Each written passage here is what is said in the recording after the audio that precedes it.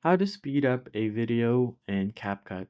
Hey guys, in this video, I'll show you a quick and easy way to fast forward a clip in CapCut Mobile. Let's just get right into it. First thing first, all you have to do is open CapCut Mobile and then you want to create a new project. Tap on New Video.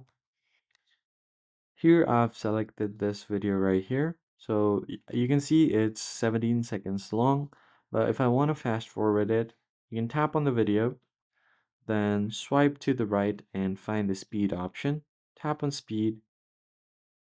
Then you can go to normal and increase the speed from here.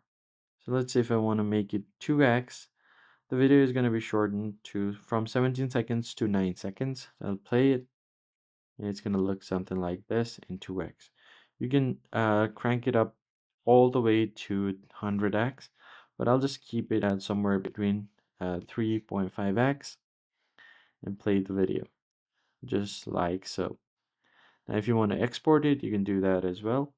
If you want to change the audio pitch, check this box and you're going to be good to go. Now, there is one other thing you can do curve speed. So, if you want to vary your speed between your footage, you can do this. So, on montage, you can get a high speed and then really slowed down effect as well.